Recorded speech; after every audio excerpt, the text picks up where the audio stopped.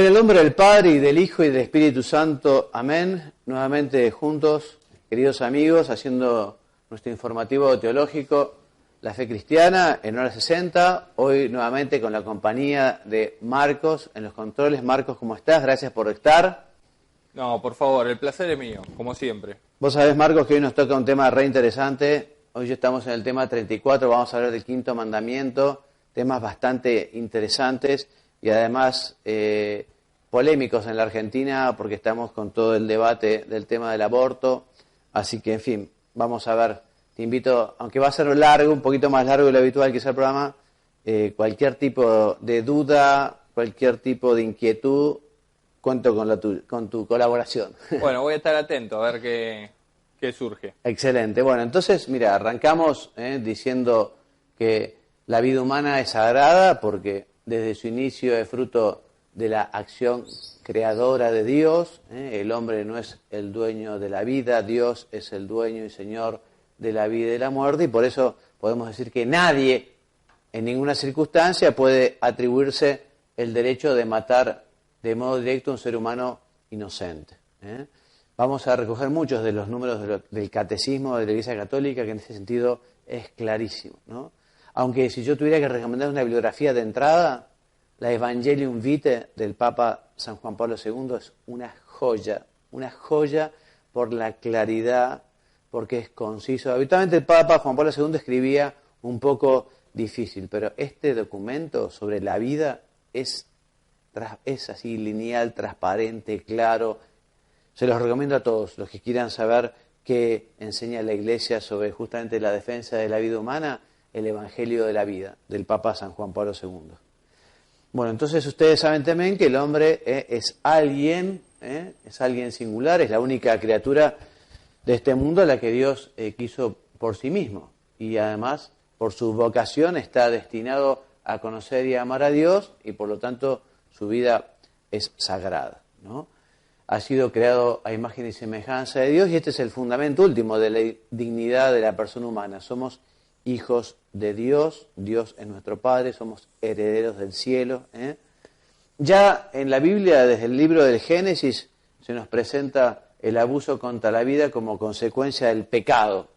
Después del pecado de Adán y Eva, conocemos la historia de Caín y Abel, ¿no? Como Caín mata a su hermano el justo Abel, pero lo que es impresionante es como Dios también, después de que Caín matara a su hermano, Dios protege la vida de Caín, ¿no? Diciéndole que efectivamente iba a permanecer, digamos, cuidado por él, incluso habiendo hecho esto que fue un pecado tan grave, tan grave. Entonces, la Escritura nos habla, ¿no?, de que nadie debe tomarse la justicia por mano propia, nadie tiene el derecho, digamos, a disponer de la vida del prójimo.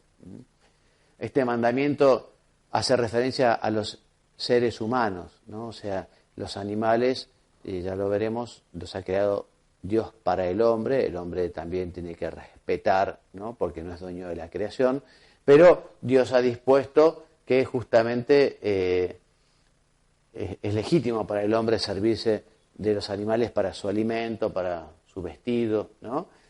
Ahora, lo que está claro es que el hombre no es dueño de la creación, es responsable de la creación, y por lo tanto, como administrador que es, tiene que cuidar y respetar la naturaleza de la que necesita para su propia existencia y para el desarrollo de los demás.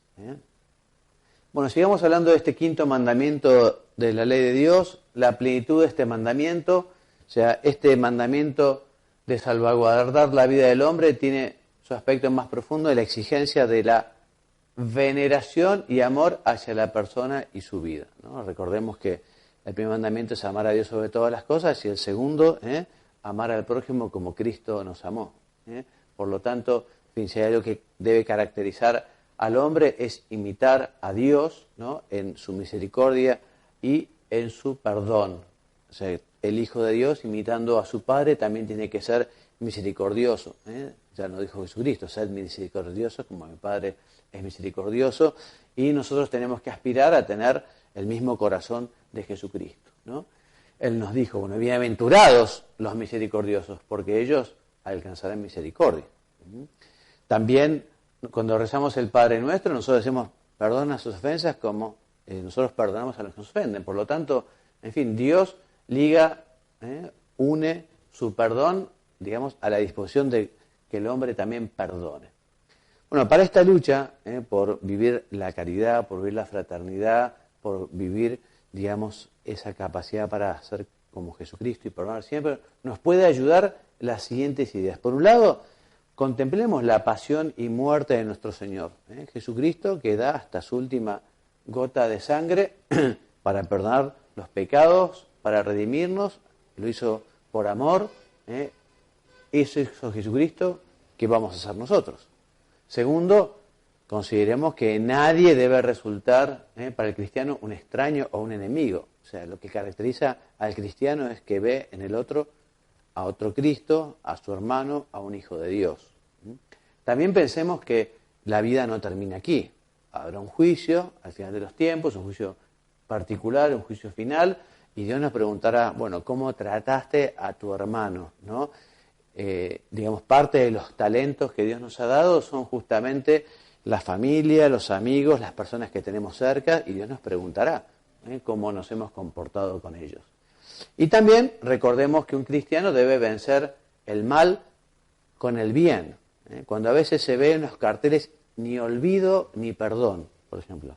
Bueno, eso no es cristiano, ¿no? Claramente. O sea que el cristiano tiene que perdonar. Quizá no se olvide porque uno tiene memoria, pero en todo caso esa memoria se da para justamente perdonar, para pedir ayuda a Dios cuando la herida ha sido grande y aquello realmente a uno le hace daño, pero nosotros perdonamos siempre como Cristo perdona, como Dios perdona. Y también nos puede ayudar el ver las injusticias como ocasión para la propia purificación. O sea que también cuando uno padece alguna injusticia dice, bueno, muy bien, que esto sirva también para que yo me una a la cruz de Cristo y así también purifique mis pecados, así también ayude a redimir con Cristo. Pasemos a hablar del punto 3, el respeto a la vida humana. Entonces, este quinto mandamiento nos manda no matar, ¿no? Y condena también no matar, pero también está mal golpear, herir, hacer cualquier daño injusto a uno mismo, al prójimo en el cuerpo. También incluimos aquí el odio a una persona, ¿no? O sea que de alguna manera contra el quinto mandamiento es esa falta de caridad que es guardar rencor, malquerencia, odio, así como golpear, herir o hacer cualquier daño injusto. También este mandamiento prohíbe el suicidio, o sea, darse la muerte a uno mismo, porque efectivamente uno no es dueño de su propia vida, es administrador de su propia vida. Un pecado, el homicidio voluntario, ¿no? Entonces el quinto mandamiento condena el homicidio como gravemente pecaminoso, el que mata y los que cooperan voluntariamente en él cometen un pecado que reclama la justicia del cielo. O sea que también ya veremos en algún momento lo que es la cooperación al mal. Quizá uno no es directamente el que comete el pecado de homicidio o de robo o de hurto, pero cuando uno coopera también está cometiendo un pecado. Les hablaba Evangelium Vitae, Juan Pablo II. Esta afirmación que les voy a leer es para hacer un folleto y para mostrársela a todos los bautizados, a todos los cristianos, porque es tan claro. El Papa escribe, dice, con la autoridad conferida por Cristo, fíjense el lugar que se pone el Papa, ¿no? Por esta autoridad conferida por Cristo a Pedro, a sus apóstoles, en comunión con los obispos de la Iglesia Católica, confirmo que la eliminación directa y voluntaria de un ser humano inocente es siempre gravemente inmoral, ¿no? Lo digo porque, en fin, a veces se escuchan algunas personas que no, yo soy bautizado, soy católico, yo estoy contra el aborto, pero no me voy a oponer porque si alguien quiere hacerlo es libre. Bueno, en fin, me parece que en estas circunstancias lo que hay que decir es, bueno, yo voy a defender las dos vidas, ¿no? O sea que uno no puede estar a favor del aborto por el hecho de que quiere proteger a la madre. La madre hay que protegerla, evidentemente, ¿no? Pero ya hablaremos también de lo que es el aborto directo, porque también existe la posibilidad en la moral de las acciones de doble efecto, que es cuando se busca directamente la curación de la madre, por ejemplo, que tiene un cáncer, hay que darle rayos o alguna pastilla. Bueno, e independientemente como efecto no querido y secundario tiene esa otra consecuencia, si es algo grave, eso se puede estudiar y puede ser moralmente lícito o conveniente, ¿no? ¿Eso vos lo sabías, Marco? Porque es distinto. Siempre la Iglesia habla de la muerte de un inocente y habla del aborto directo. O sea, lo que está mal es decir, bueno, saco al hijo para curar a la madre. Eso es inmoral. Pero es distinto si yo digo, bueno, yo a esta madre que tiene esta enfermedad tan grave, la única manera, digamos, de poder salvarla es hacer una operación o hacer un tratamiento. Si yo busco eso de modo directo y tiene como efecto secundario no querido, ni buscado, pero quizá la muerte del hijo es distinto al aborto directo. Porque hemos hablado ya de la intencionalidad. Sí, hemos hablado de la intencionalidad, exactamente. La intencionalidad acá es fundamental, ¿no? Porque efectivamente lo que se busca es la curación de la madre como efecto evidentemente tiene que haber proporción, porque dicen, no, tiene un dolor de cabeza, entonces le doy una pastilla. No, tiene que haber proporcionalidad, digamos, en la relación, de la gravedad, de las consecuencias que tiene ese medicamento o ese tratamiento. Pero para quedarse tranquilo, hasta las últimas consecuencias, la vida. La vida, sí, por supuesto, y además es un camino de santidad y, en fin, hay gente que ha sido mártir, o sea, la Iglesia no obliga al martirio, pero hay gente que dice, bueno, yo voy hasta eso, ¿no? Así que, en fin. Bueno, entonces, esta doctrina está corroborada por la Sagrada Escritura, por la tradición de la Iglesia de siempre y por el magisterio, o sea, sus enseñanzas desde siempre, ¿no? Por eso el homicidio, que es sin excepción gravemente inmoral, es aquel que responde a una elección deliberada y dirigida a una persona inocente. Habrá visto que hablamos muchas veces, Marcos, de persona inocente. ¿Por qué hablamos de persona inocente? Porque, llegado el caso, ya vamos a hablar que como legítima defensa, en casos muy particulares, en que ahora quizá casi no existen posibilidades, pero si fuera la única manera de defender a la sociedad, podría llegar a ser moralmente aceptable alguien que no es inocente, alguien que es culpable de un delito gravísimo, probado y todo, ¿no? Igual en el Evangelium Vitae el Papa dice que esto de la pena de muerte hoy ya, por las circunstancias que vive el mundo, es difícil que no se pueda aislar a la persona como para que no se convierta en un peligro grave para la sociedad, ¿no? Pero siempre se habla de como inmoral, digamos, alguien que es inocente. Vamos a seguir hablando, profundizando de esto. Por eso queda la legítima defensa, digamos, uno mata a una persona, claro, pero esa persona me está agrediendo, vino con un cuchillo, vino con un fusil o con un revólver, yo me defiendo, lo mato, bueno, eso es una legítima defensa, ¿no? O la pena de muerte, que ya vamos a hablar un poquito más adelante. Entonces, poner la vida en manos del hombre implica un poder de disposición que conlleva a saber administrarlo, como colaborador con Dios. De hecho, el don de la vida que le ha dado al hombre y la mujer es el don más sagrado que tiene la persona, ¿no? La maternidad que de la mujer, digamos, también es lo más sagrado, lo más santo, por eso quizá merece una especialísima protección, cuidado, cariño, acompañamiento, porque justamente tiene vocación así genérica, ¿no? Después habrá que ver cada persona, pero la mujer a ser madre, ¿no? Bueno, entonces por eso se exige una actitud de amor y de servicio y no de dominio arbitrario. Pasamos a hablar entonces un poquito del pecado y del delito, porque en la Iglesia es un pecado, pero también es un delito en la Iglesia, ¿no? Diciendo primero que la vida humana debe ser respetada y protegida de manera absoluta desde el momento de la concepción. Desde ese momento ya nos encontramos ante una persona, ante un hijo de Dios, por eso no es admisible ninguna discriminación, tampoco fundada en las diferentes etapas del desarrollo, ¿no?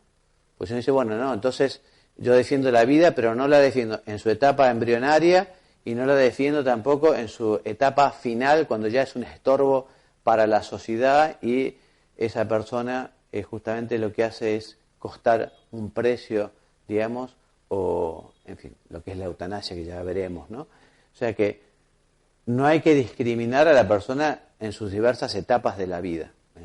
Hoy por hoy es difícil que alguien vaya a oponerse a que no es una vida humana, ¿no? O sea que en todo el desarrollo, digamos, desde el inicio se ve que es una persona humana, es un hombre, ¿no? O una mujer. Bueno, entonces en situaciones conflictivas es determinante la pertenencia natural a la especie biológica humana.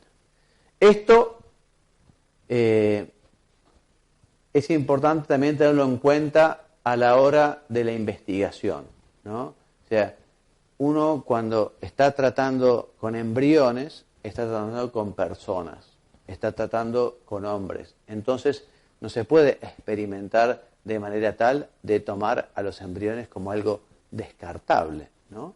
Entonces, y además justamente también es un asesinato y también es un aborto. Los embriones son personas, ¿no? Entonces, el aborto directo, es decir, querido como fin o como medio, es siempre un desorden moral grave, ¿no? No puede decir, no, esto es para que avance la investigación científica, entonces necesita un estudio, sí, bueno, pero el fin no justifica los medios y esto es realmente un tema muy grave. Por eso, cuando hablamos de expresión como fin y como medio, nos referimos a dos modalidades de la voluntariedad directa, o sea, uno busca directamente esto, ¿no? Lo busca o como fin o como medio. Entonces volvemos a repetir, en ninguna circunstancia, ninguna ley del mundo podrá jamás hacer lícito un acto que es intrínsecamente ilícito, ¿no? O sea, que sea legal, que esté permitido por la ley, no quiere decir que sea moralmente bueno. Puede ser aprobado por la ley y sigue siendo inmoral y sigue siendo ilícito a los ojos de Dios, ¿no? Entonces el respeto de la vida debe ser reconocida como el confín que ninguna actividad individual o estatal puede superar. O sea que todo nasciturus, todo por nacer, tiene derecho a la vida, no es un miembro de la mujer, no es distinto, está biológicamente comprobado que son dos seres diferentes, ¿no? Y es un derecho inalienable, el derecho a vivir, ¿no? El derecho a la vida, el derecho a poder ver la luz del sol. Entonces, las leyes injustas o inicuas no solo no crean ninguna obligación en conciencia, sino más aún, las personas, el cristiano está obligado a la objeción de conciencia. O sea, un médico no puede ser obligado a realizar un aborto o una eutanasia, ¿no? Él tiene que objetar. Lo grave es que a veces la objeción de conciencia en algunas leyes de algunos estados está prohibido. Y esto realmente va contra unos derechos fundamentales de la dignidad de la persona humana, ¿no? O sea, cuando efectivamente es un tema que, digamos, no va contra el orden público, por ejemplo, porque no sobre cualquier cosa puede haber objeción de conciencia, ¿no? Pero, digamos, en temas como este es fundamental que la persona, el médico, por ejemplo, tenga esta posibilidad, ¿no? Y no reconocerlo sería, por parte, digamos, de la ley o del Estado, digamos, un atropello a temas esenciales, derechos fundamentales de la persona. Y sigue diciendo el catecismo, puesto que debe ser tratado como una persona desde la concepción, el embrión deberá ser defendido en su integridad, cuidado y atendido médicamente en la medida de lo posible como todo ser humano, como toda vida. Es de tal gravedad el crimen del aborto, además que en la Iglesia existe una sanción penal que se llama excomunión. O sea que es algo que tiene que perdonarlo, es una sanción, es un delito. El obispo, habitualmente ahora lo puede hacer cualquier sacerdote, pero la persona que sabe que es este delito y lo comete, cae en esta sentencia, digamos, que además es automática. Late sentencia quiere decir automática, no hace falta que un tribunal la pronuncie. Realizado el acto ilícito, el delito, se cae en esta pena canónica. Bueno, la eutanasia. Vamos a decir primero que entendemos por eutanasia una definición, y decimos que por eutanasia, en sentido verdadero y propio, se debe entender una acción o una omisión que por su naturaleza y en la intención causa la muerte con el fin de eliminar cualquier dolor, ¿no? O sea que a veces detrás de la eutanasia hay una intención justamente de querer ahorrarle al enfermo el dolor. Pero esto no da derecho a quitarle la vida. Además, sobre todo cuando ahora ya la medicina está en un nivel que se puede quitar siempre el dolor. El dolor hoy no tiene por qué padecerlo un enfermo porque están dadas las circunstancias para que uno no tenga dolor. Entonces, es una grave violación a la ley de Dios en cuanto a eliminación deliberada y moralmente inaceptable de una persona humana. Y semejante práctica conlleva, según las circunstancias, la malicia propia de un suicidio, si es que uno se mata a uno mismo, o del homicidio cuando lo hace otra persona. Lo que sí puede ser legítimo, esto es importante, es la interrupción de tratamientos médicos que sean muy caros, que sean peligrosos, que sean extraordinarios, que sean desproporcionados. Por eso la Iglesia está en contra de lo que podemos llamar encarnizamiento terapéutico. Lo que no se puede dejar nunca es dar los medios, digamos, ordinarios para que esa vida continúe. O sea, una vida que va a ser corta porque tiene una enfermedad terminal, ¿no? Bueno, lo que no se puede hacer es ya no hidratarlo, ya no alimentarlo, en fin. O sea, hay que continuar, digamos, con lo básico. Lo que no hay obligación es decir, bueno, si esta persona está en un cáncer terminal, por ejemplo, ¿no? Y se sabe que, como están las circunstancias, va a vivir muy poco tiempo. Bueno, a mí me ha pasado de un médico conocido, dijo, bueno, esta persona que ya está match point, por decirlo de alguna manera, ¿no? Y dejó la orden en la clínica, en el hospital, si esta persona llega, no lo pongan en el pulmotor, no le pongan el pulmotor, porque eso lo que va a hacer es prolongar la agonía. Entonces, digamos, esta persona lo que hay que hacer es acompañarla para que sin dolor y en paz, digamos, deje esta tierra y vaya al más allá. Pero lo que no puede hacer uno es buscar, digamos, la muerte, ni tampoco está obligado a continuar con tratamientos caros, peligrosos, extraordinarios. Por eso dice acá, el uso de analgésicos para aliviar sufrimientos de un moribundo, incluso con riesgo de abreviar su vida, puede ser moralmente conforme a la dignidad humana si la muerte no es pretendida ni como fin ni como medio, sino solamente prevista y tolerada como inevitable, ¿no? Esa persona se va a morir, entonces vamos a darle, digamos, los calmantes que necesita para poder justamente pasar esos dolores, ¿no? En cambio, vuelvo a repetir, aunque la muerte se considere inminente, los cuidados ordinarios debidos a una persona no pueden ser legítimamente interrumpidos. La alimentación, la hidratación, en principio son medios ordinarios debido a toda enfermedad. Bueno, ¿y qué decir del suicidio? Bueno, otro pecado contra el quinto mandamiento, quitarse la propia vida. Volvemos a repetir lo mismo, no somos dueños de nuestra vida, somos administradores, no somos propietarios. La vida nos la ha confiado Dios, no debemos disponer de ella, Dios dispone de ella.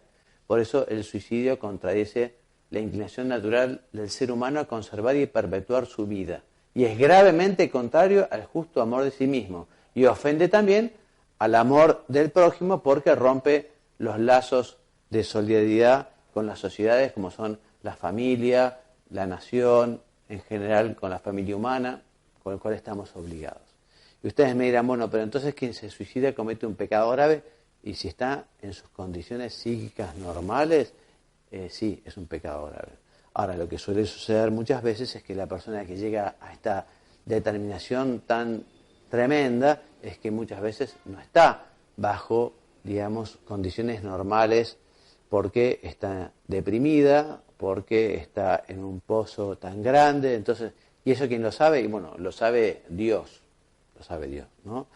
Por eso, en fin, cuentan de San Juan María Vianney, que una vez fue a ver una señora muy desesperada porque su marido se había suicidado, se había tirado de un puente al río, y el santo le dijo, mira, entre el puente y el río está la misericordia de Dios, ¿no? Como diciendo, bueno, uno nunca sabe, ¿no? Y en ese sentido también la Iglesia ha cambiado, porque antes, por ejemplo, a los suicidas no se los enterraba en el campo santo, en el cementerio, ¿no? Cosa que, en fin, eso de hace muchos años, ¿no? Pero Ahora, en fin, digamos como que uno no sabe, en definitiva, es Cristo, es Dios, el Padre, el que sabe que por qué esa persona se quitó la vida. Pero si lo hizo conscientemente, si lo hizo en pleno uso de sus facultades mentales, es un pecado grave, ¿no? Lo que no es pecado es preferir la propia muerte para salvar a otra. O sea, eso no es ningún pecado, más aún, es un acto heroico que efectivamente puede ser un acto que Dios tenga muy en cuenta, ¿no? En ese sentido les cuento una anécdota de un libro que escribió una mujer que recibió unas revelaciones particulares de las almas del purgatorio, ¿no? María Sima, Dios le pidió, digamos, que rezara especialmente por las almas del purgatorio y se le aparecían las almas del purgatorio. Y resulta que una vez se murió un joven, cuenta el libro, que era especialmente juerguista, especialmente le gustaba la parranda, la pachanga, en fin, no era un cristiano.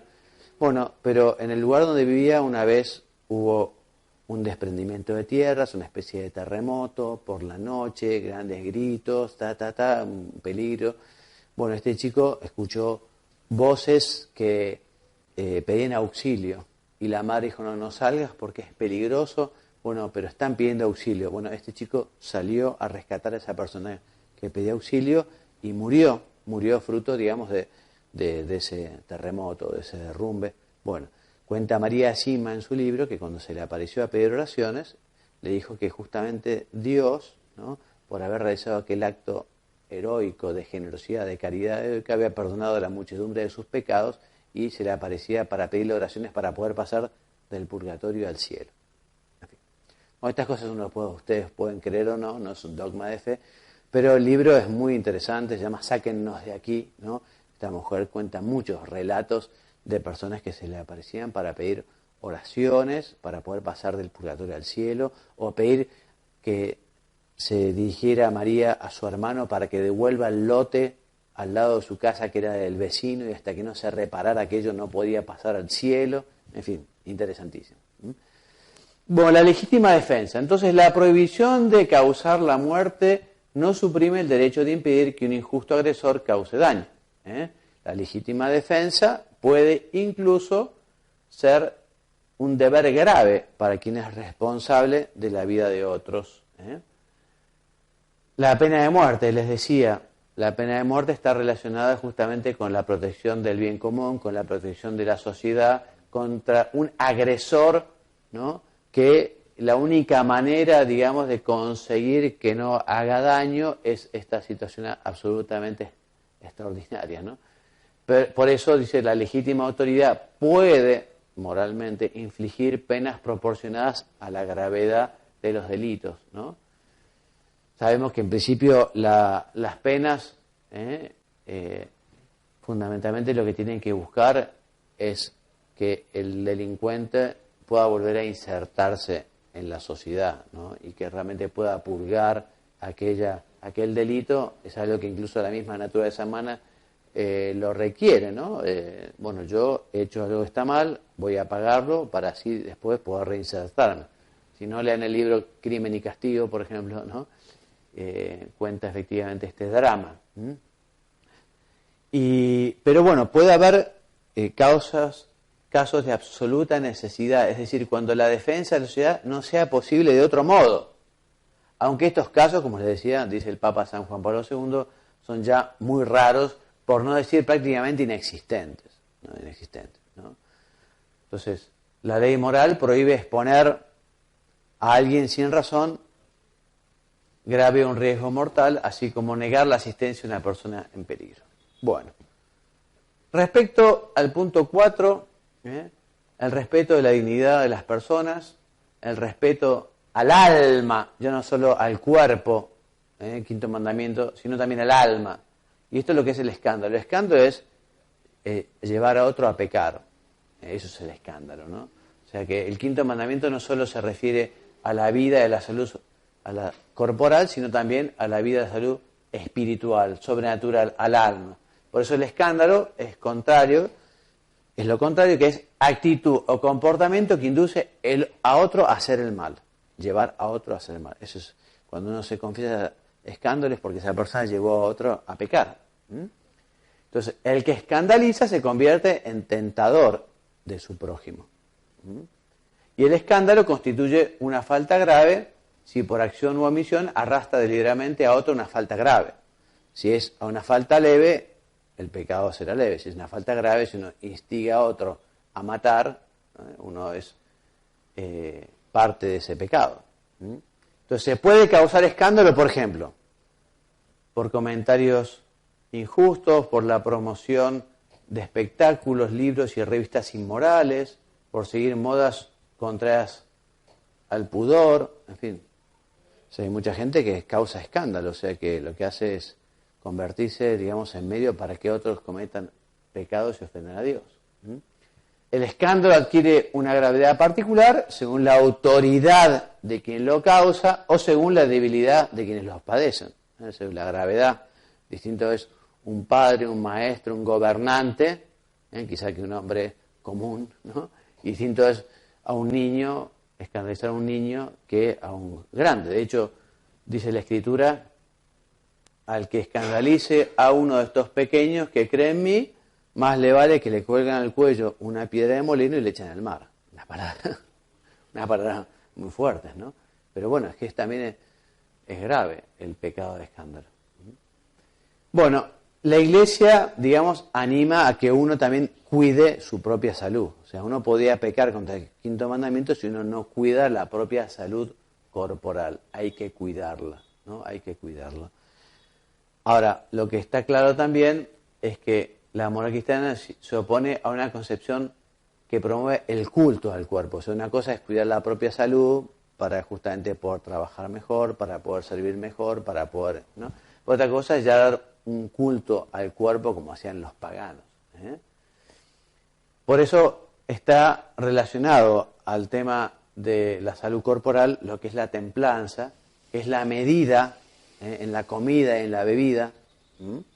Por eso la templanza conduce a evitar toda clase de excesos, como el abuso de comida, alcohol, tabaco, medicinas, ¿no? O sea que la templanza nos anima a poner las cosas en su lugar. ¿Tomar está mal? No, depende. ¿Cuándo? O comer, y depende. O sea, descansar, si está mal, si es una cosa desmedida, desproporcionada, injusta. Bien, entonces, quienes en estado de embriaguez o por afición inmoderada a la velocidad ponen en peligro la seguridad de los demás o la propia en las carreteras, en las rutas, ¿no? En el mar o en el aire, se hacen gravemente culpables. O sea, también la Iglesia nos habla de la irresponsabilidad que se pone en manejar o conducir en estado de embriaguez, alcoholizado o drogado.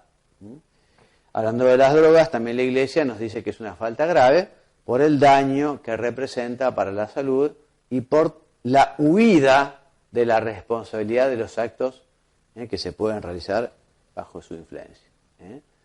También es un pecado lo que es la producción clandestina de las drogas o el tráfico de las drogas, el pecado. Bien, sobre la investigación científica ya hemos hablado, así que avanzamos un poquito, ¿no? Del trasplante de órganos decimos que es algo legítimo, que es algo bueno, evidentemente, ¿no? Pero bueno, una persona solo puede donar algo de lo que puede privarse sin serio peligro o daño para su propia vida. Uno no puede donar su corazón, digamos. Sí puede donar un riñón, por ejemplo, o parte quizá de la médula que se reproduce, ¿no? Resulta obvio que los órganos vitales solo se pueden donarse después de la muerte, ¿no? Y en ese sentido también tiene que ser después de la muerte. O sea, que no se puede a una persona que está por morirse quitarle el corazón. Hay que esperar hasta que se muera. Por eso es preciso que el donante, además, o sus representantes, hayan dado su consentimiento para la donación. Bueno, muy bien. También recordemos que va contra este mandamiento la falta de respeto, digamos, contra la libertad. Todo lo que está vinculado con lo que es, digamos, dice, gravemente contrarios a la justicia y la caridad, el terrorismo, la tortura, los secuestros, evidentemente son pecados gravísimos, ¿no? Tomar rehenes en secuestros es moralmente ilícito, eso evidente, ¿no? Un pecado realmente muy grave, muy injusto. ¿Qué pasa con el tema de las amputaciones? Bueno, las amputaciones, si es por una cuestión médica, si uno sufre, por ejemplo, gangrena, se necesita amputar porque si no la gangrena puede llevar, digamos, a perder la vida, ¿no? Lo que no se puede hacer son eso, amputaciones, mutilaciones o esterilizaciones de cuando, digamos, no hay una verdadera necesidad, ¿no? Por eso dice acá, son contrarias a la ley moral aquellas que se siguen de una acción terapéutica, no son contrarias las que se siguen de una acción terapéutica necesaria, ¿no? Para el bien de la persona, evidente, ¿no? Evidente. Bueno, también el quinto mandamiento de alguna manera hace referencia al respeto que merecen los cuerpos de los difuntos, que tienen que ser tratados con respeto, con caridad. Por eso enterrar a los muertos es una obra de misericordia. En la Iglesia se sugiere que se conserve la piadosa costumbre de sepultar a los cadáveres, pero no prohíbe la cremación, ¿no? A no ser que haya sido elegida por razones contrarias a la doctrina cristiana, o sea, que uno quiera oponerse, digamos, a las creencias del más allá, ¿no? En fin, pero, digamos, la Iglesia no prohíbe la cremación. ¿Sería considerado una herejía en caso de que se haga en forma contraria a la... Sí, sería considerado algo inmoral, digamos, como que decir, bueno, yo demuestro que no creo en el más allá o que no creo en Dios y además hago esto. Entonces, la intención de hacer eso es por lo otro, digamos, ¿no? Entonces, por eso. Es algo un poco raro también, ¿no? Pero, en fin, si uno quisiera tener tomar esta decisión, ¿no? Por estos motivos sería inmoral, ¿no? Bueno, respecto de la defensa de la paz, ¿no? O sea, dice la Escritura, bienaventurados los pacíficos porque ellos serán llamados hijos de Dios. Y por eso una de las características del espíritu de filiación divina es los hombres tienen que ser sembradores de paz y de alegría.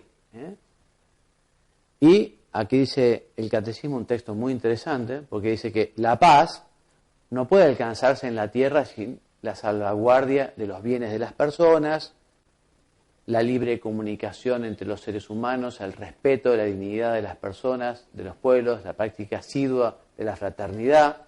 O sea, sin justicia es difícil que haya paz, es difícil, ¿no?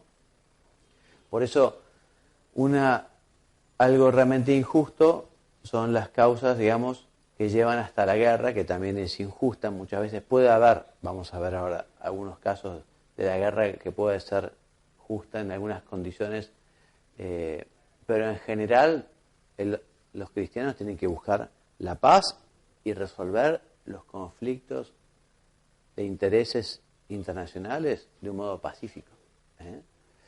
Por eso dice aquí, por otro lado, puede haber legítima defensa. Efectivamente, una nación puede defenderse si es invadida, entonces podrá defenderse. Pero, digamos, dice el Catecismo, la gravedad de semejante decisión somete a esta a condiciones rigurosas de legitimidad moral. O sea, tomar la decisión de entrar a una guerra es algo tremendo, ¿no? Por eso, efectivamente, habrá que estudiarlo muy bien, y por eso el Catecismo dice que las injusticias, las desigualdades excesivas del orden económico-social, la envidia, la desconfianza, el orgullo que existen entre los hombres y las naciones amenazan sin cesar la paz y causan las guerras, ¿no? Todo lo que se hace para superar estos desórdenes contribuye a edificar la paz. El cristiano tiene que buscar la paz, ¿no? En ese sentido, San José María animaba a amar la propia patria, ¿no? Porque el patriotismo es una virtud cristiana.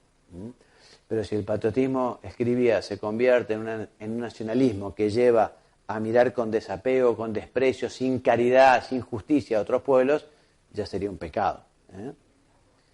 Es preciso entonces, si llegara a haber guerra, si se tomara la decisión, quienes tengan que tomarla, ¿no? Es que en la Argentina, a ver, vos Marcos, esta es una decisión que no pueden tomar ni siquiera el Ejecutivo solo, tiene que ser con el Congreso, ¿no? me parece que está en la Constitución Nacional. En fin, no quiero decir algo que no sé, pero evidentemente es una decisión que se tiene que tomar todo el conjunto, digamos, de los gobernantes, ¿no?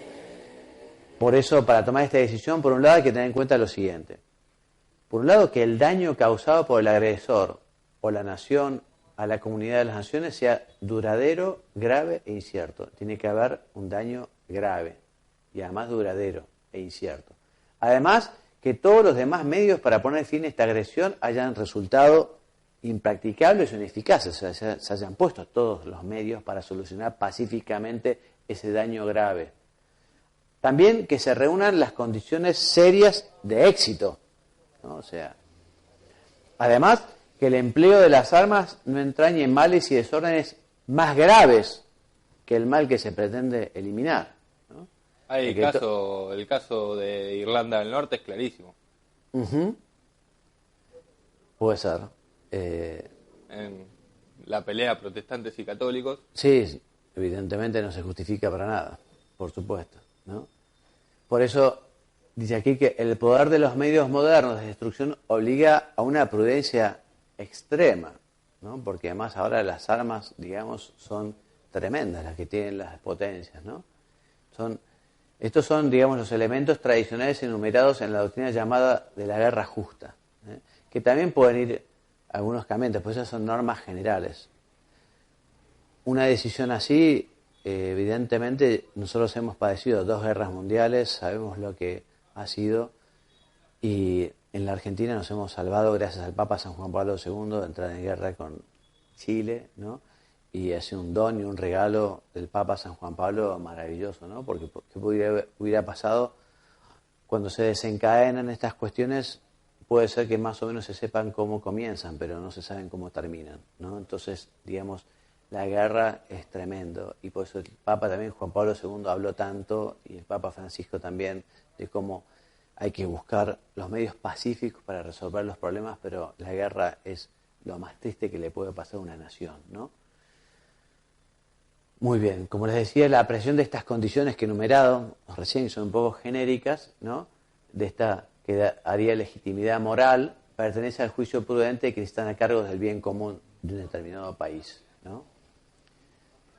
Por otro lado, primo hermano, digamos, del flagelo de la guerra, también dice el catecismo que existe la obligación moral de desobedecer aquellas decisiones que ordenan un genocidio, ¿no? Pecado gravísimo. El catecismo también nos habla de la carrera de los armamentos como algo que suele ser muy injusto, ¿no? Muy injusto, porque en lugar de eliminar las causas de la guerra, corre el riesgo de agravarlas, ¿no? Y además las inversiones que se hacen a veces con la fabricación de armas, a veces impide justamente la ayuda a los pueblos más indigentes, etcétera, etcétera, ¿no? Dice el catecismo, dice el Concilio Vaticano II, ¿no? Que la carrera de armamentos es una plaga gravísima de la humanidad y perjudica a los pobres de modo intolerable. Una afirmación bastante clara, ¿no? Y por último decimos que las autoridades tienen el derecho y el deber de regular la producción y comercio de armas. Bueno, hasta aquí nuestro programa de hoy. No nos hemos alargado mucho más, solo 5 minutos. Como siempre, la bibliografía básica es el Catecismo de la Iglesia Católica, que les recomendamos vivamente su lectura, número 2258 a 2330. Y también les recomendamos la encíclica Evangelium Vitae del 25 de marzo del año 95. Bueno, nos despedimos enviándoles la bendición. Ya nos queda poco. En el próximo programa, tema 35, son 40 en total, así que ya nos estamos acercando al final de nuestro curso. Bueno, me despido enviándoles la bendición, que Dios los bendiga y los haga muy santos.